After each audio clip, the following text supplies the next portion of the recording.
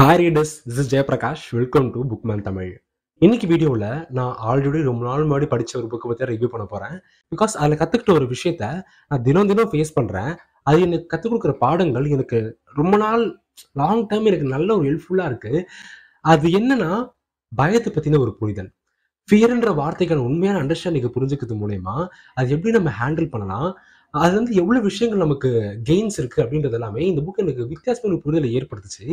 அந்த புரிதலை நான் உங்களுக்கு ரொம்ப ஸ்ட்ரெஸ் பண்ணி கண்டிப்பாக எவ்ரிவன் இன் தர் லைஃப் இந்த ஃபேஸை நான் கோ த்ரூ பண்ண ஃபேஸ்லாம் கண்டிப்பாக நீங்களும் கோ த்ரூ பண்ணுவீங்க. நான் என்ன ஃபேஸை கோ த்ரூ பண்ணேன், எந்த இடத்துல கரெக்டாக இந்த புக் எனக்கு வந்து நச்சுன்னு ஆணி அடிச்ச மாதிரி பயன்பட்டுச்சுன்றது தான் இந்த வீடியோவில் பார்க்க போறீங்க.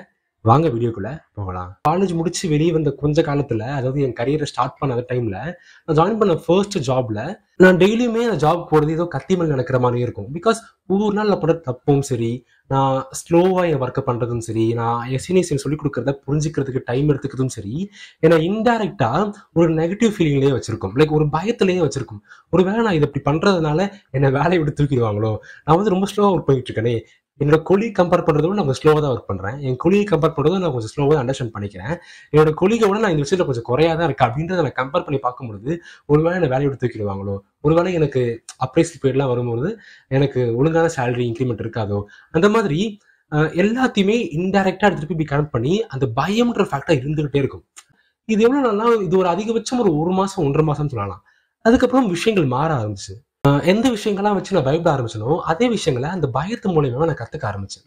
எஸ், எந்த பயத்து மூலியமா இதெல்லாம் கத்துக்க முடியாம போயிடுமோ நினைச்சனோ அதே பயம் தான். ஓகே, வேலையை விட்டு துரத்திடுவாங்கன்னு பயப்படுறியா, உன்னோட சேலரியில கை வச்சிருவாங்கன்னு பயப்படுறியா, அப்போ அதுக்கான எஃபர்ட்டை நீ போடுன்னு சொல்லி அந்த பயம் தான் என்ன அந்த எஃபர்ட் போட வச்சுச்சு நான் சொல்றேன். ஓகேவா? அந்த பயம் தான் என்னோட கரியர்ல ஆரம்பிச்ச என்னோட கம்பெனில ஆல்மோஸ்ட் 20% தான் நான் காலேஜ் படிச்ச டிபார்ட்மெண்ட்ல வேலை பார்க்கறேன். பேலன்ஸ் 80% ஃபுல் அண்ட் ஃபுல் நான் புதுசாக கற்றுக்க டிபார்ட்மெண்ட்ஸ் எல்லாமே என்னோட அலைட் டிபார்ட்மெண்ட்ஸ். அதுல நான் கற்றுக்க எல்லா விஷயம் புது விஷயங்கள் நான் புதுசாக தெரிஞ்சுக்க போறேன். ஸோ கண்டிப்பாக நிறைய மிஸ்டேக்ஸ் வர வாய்ப்புகள் இருக்கு, நிறைய பிரச்சனைகள் வர வாய்ப்பு இருக்கு, நான் ரொம்ப ஸ்லோவாக கற்றுக்கிற வாய்ப்புகள் எல்லாம் இருந்தும் ஸ்டில் அந்த பயம் எனக்கு கற்றுக்க வச்சுச்சு. என்னை வந்து முட்டுக்கட்ட போடலை. என்னன்னா நாளைக்கு வேற வேலை நம்ம கையில கிடையாது, ஸோ இது கற்றுக்கிட்டு தான் நீ ஆகணும், இதை நீ படிச்சுக்கிட்டு தான் ஆகணும், இதை நீ அடிச்சுட்டு போய் தான் ஆகணும்னு சொல்லி அந்த பயம் தான் என்னை அடுத்த கட்டத்துக்கு போக வச்சுச்சு. அதைத்தான் இந்த புக்லையும் சொல்றாங்க. இந்த புக்ல என்ன சொல்றாங்கன்னா, பயம் உண்மையான வில்லன் கிடையாது, அந்த பயத்துக்கான நம்ம ரெஸ்பான்ஸ் தான் உண்மையான வில்லன். இப்போ நானே என்னோட கேஸ்ல எதுவுமே ஒரு ப்ரோக்ரஸே பண்ணாம எதுவுமே கத்துக்காம என்ன பண்ணணும், நான் வெளியிட்டு வேலையை விட்டு தோத்ததான் போறாங்கன்னு ஒரு மைண்ட் செட்ல வந்திருந்தேன்னா ஐ வில் ஸ்டக் தேர். ஏன்னா புதுசாக அதை கத்துக்க முடியாது, நான் நெக்ஸ்ட் லெவல் போயிருக்கவே மாட்டேன். பட் எப்போ அந்த பயத்தை பார்த்து ஓகே இதெல்லாம் பிரச்சனைகள் இருக்கு, இதெல்லாம் என் மைண்ட் செட்ல ஓடிக்கிட்டு இருக்கு, என் மைண்ட் செட் இந்த மாதிரிலாம் திங்க் ஆகுதுன்னு நான் யோசிக்க ஆரம்பிச்சோடனே நான் பிளான் பண்ண ஸ்டார்ட் பண்ணேன். பல விஷயங்கள் கத்துக்க ஆரம்பிச்சேன். நான் ஒவ்வொரு நாள் திரும்பி பார்க்கும் பொழுதும் முந்தின நாளோட அடுத்த நாள் அதிகமாக கத்துருந்தேன். ஒரு விஷயம் எனக்கு அந்த ஜாப்க்கான பேஷனா இருந்தாலும் ரொம்ப பெரிய விஷயம் எனக்கு அந்த பயம் தான்.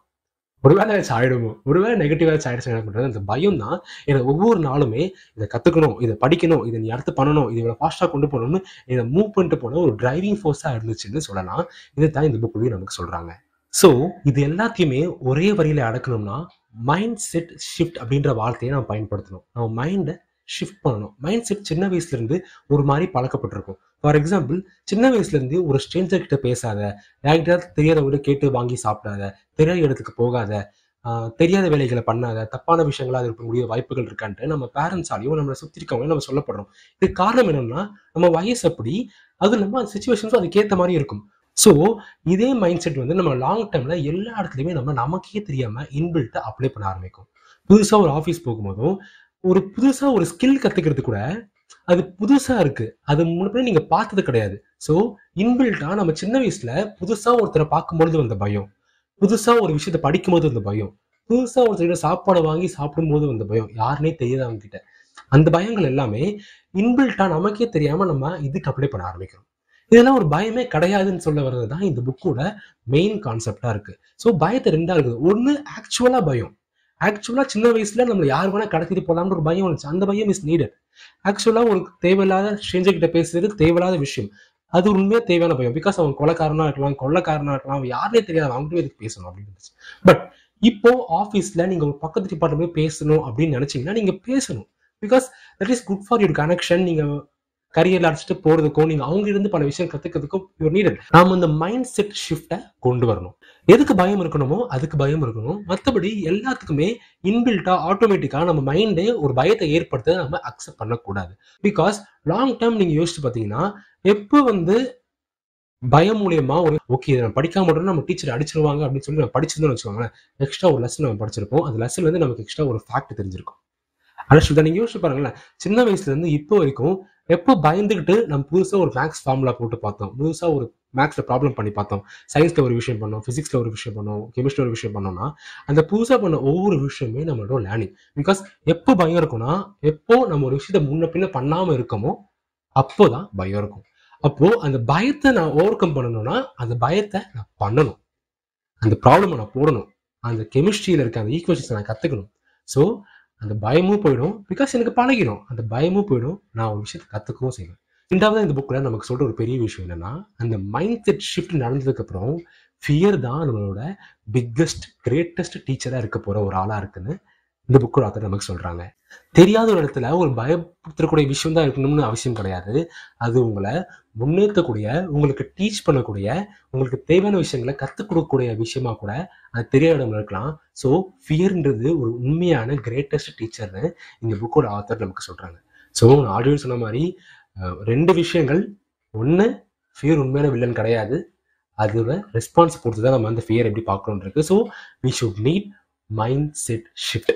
ரெண்டாவது விஷயம், ஃபியர் தான் உண்மையான டீச்சர்.